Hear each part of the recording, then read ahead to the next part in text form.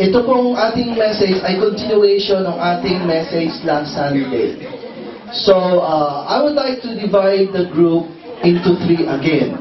Okay? So, meron tayong first group, second group, at yung third group doon. Yung sa standing room.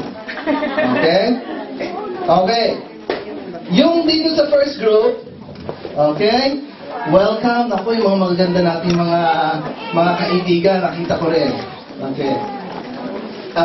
Ang question natin sa first group, ito po, our topic is servanthood. Basing on your present, ito pong grupo na ito, ha? Everybody is welcome to participate sa ating question and answer na part ng ating sermon, ng ating message this morning. Okay? Ang question po, basing on your present lifestyle, would you consider yourself a servant of God, and why?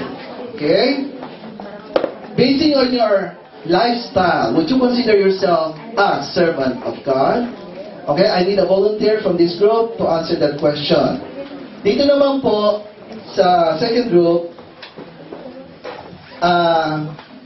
mas madami kayo, ha? Pero, ang question po, did you remember the message last Sunday? Yeah. What was the message last Sunday about? Yung po sa second group. Ngayon po, sa third group naman. Okay? Sa third group. Ayan, medyo mahirap sa inyong question. Ha? Alam ko matatalino kayo dyan. Sabi ko, this is standing room, nag-upuan lahat sa stairs. Ang question sa third group, what was the failure of the disciples? Okay? Ano na napansin nyo na naging failure ng mga disciples the 12 disciples of Jesus? Okay. So, basing on this, dito po natin kukuhanin ang ating message this morning. So, I just need the participation of everybody. So, the first question po, meron kayong sagot? Basing on your lifestyle, would you consider yourself a servant of God? Tayo. Yung malalang sa loob, ayan na. Sige. Sino sasagot sa question? Okay, volunteer daw.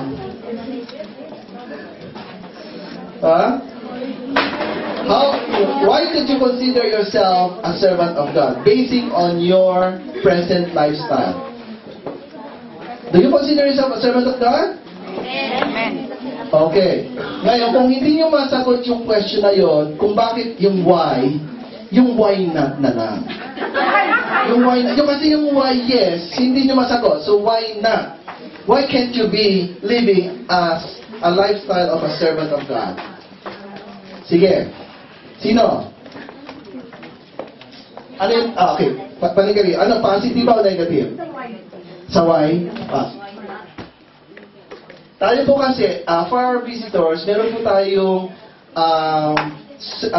tayong webpage sa Facebook, and we're inviting you to watch yung pong during the service po, meron po tayong mga kaibigan na nasa labas, nasa abroad, who would like, at saka yung po mga absent, they would like to participate with us on Sundays. Kaya lang po busy sila sa kanilang trabaho. So, this is in the Facebook. Kaya yung pong mga testimony, you will see this in the Facebook. Hindi ko alam. Naharap ka naman. Just feel free, no? We're family. Masasabi ko siguro na I'm a servant of God. Ang being a servant kasi, kailangan mo i-surrender lahat sa Panginoon. Hindi natin masasabi na servant tayo, na nagpupunta lang tayo sa church. Enough na yan. It's done. Serving God is showing love to others also. Not all. Hindi naman pwede na Panginoon lang po ang ating mamahalin. Kundi lahat po yan. Yung parang sisterhood nga yun na sinasabi. Tapos serving God is, magsiserve tayo by saving souls also. Kasi yun po yung natin dito. Yun po yung, kumbaga, Ano tawag ko doon? Mission. Yun yung mission natin dito, ang mag-save ng souls. I'm serving God in many ways. Being faithful. Lahat-lahat. Talagang sinurrender ko sa Panginoon lahat-lahat. In-empty ko po yung sarili ko para maging total servant po ako ng Panginoon. Servant in many ways na hindi ko masabi lahat-lahat, pero alam po natin kung ano yung mga ano natin sa kung ano po yung ano ba yun, yung part natin na gawin sa Panginoon. I'm serving God in number one sa akin is giving my tithes. Yun po kasi yung pinaka-the best. Kasi pag nag-serve tayo sa Panginoon, yun po ang unang-unang ititest ng Panginoon ang ating mga bursa. Kung paano tayo ka-faithful sa Panginoon. Kasi kung hindi po tayo faithful sa Panginoon, paano natin masasabi ang sarili natin na tayo ay servant ng Panginoon. Praise God. Let's give our hand. Praise God. How powerful. Okay? So, tunay nga po na pwede tayo maglingkod sa Panginoon at kahit po tayo narito po sa lupa, we could be considered servant of God. Okay, anybody here? Ito. Ang question nila, ano daw yung message last Sunday? The message last Sunday is about our contentment in life. Contentment with what God. Walk with God. Yes, that's okay. And it's all about contentment at all. Walking, contentment in life with our walk with God, what God has given us, and living a simple life in awe and reverence to God. Praise God. Ibig sabihin, hindi siya natutulog nung nagme-message si Pastor. Okay? So, yun naman, yung medyo komplikadong question. Saan nag-fail yung 12 disciples? Anybody from the back part? Ha? Huwag sabay-sabay, isa lang. Sige. Sino mag-volunteer dyan? Anong part naging failure ang mga 12 disciples? Anybody? Wala mag-volunteer sa likod? Ha? Sige, kung wala mag-volunteer sa likod, sino makakasagot dito, sa grupo dito? Saan nagkaroon ng failure yung 12 disciples? Halika, hindi nakatingin si Rosti. Halika, Rosti.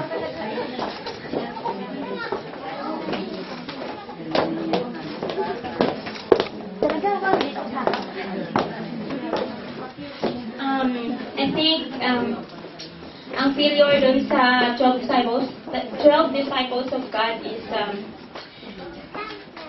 doubtness. Dahil isa doon si Tomas na nag-doubt kay Jesus.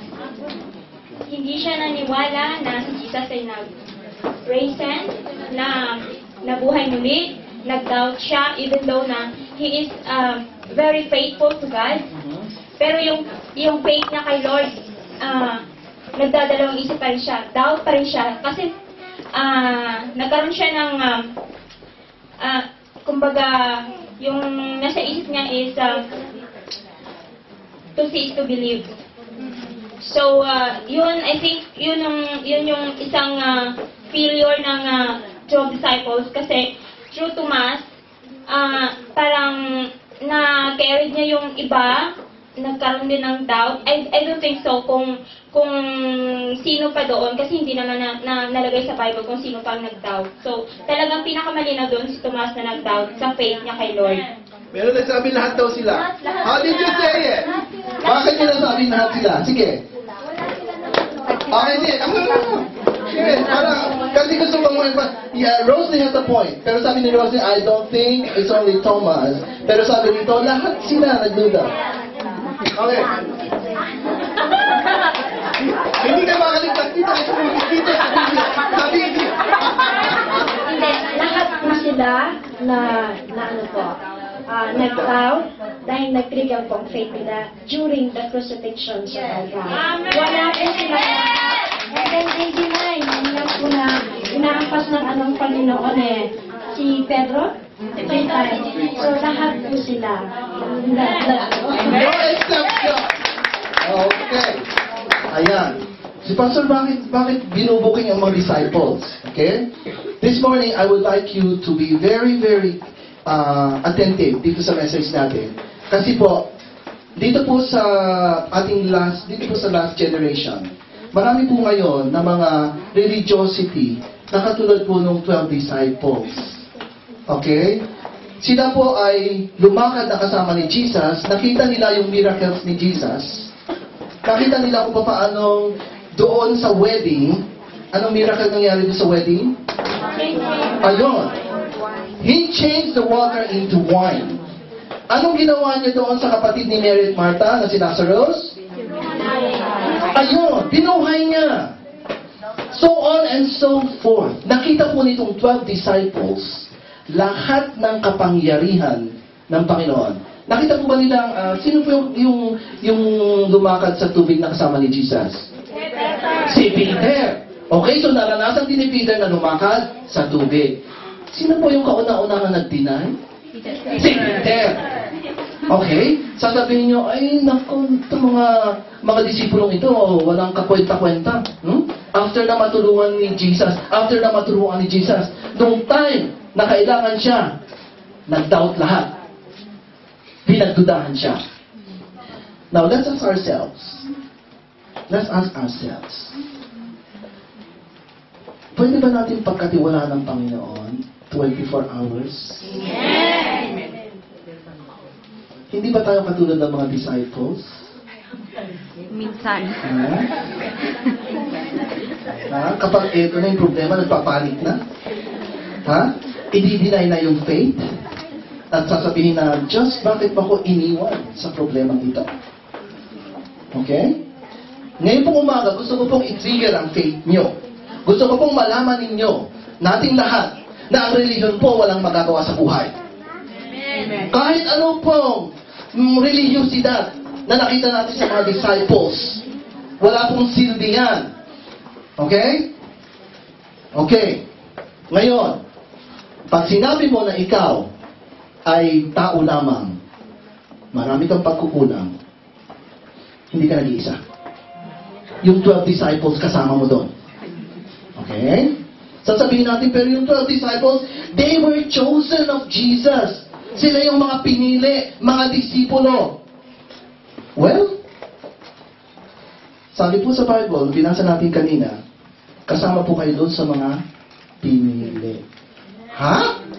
Akala ko yung 12 disciples na, balikan po natin. Doon po sa ating binasa kanina sa John 15. Okay? Ito po ay gusto kong mapatunayan sa inyo na hindi lamang po yung mga disciples